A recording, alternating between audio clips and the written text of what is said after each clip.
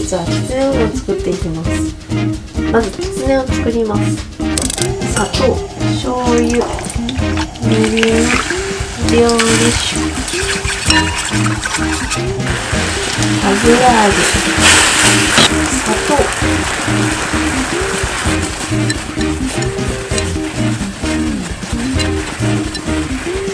A few moments later.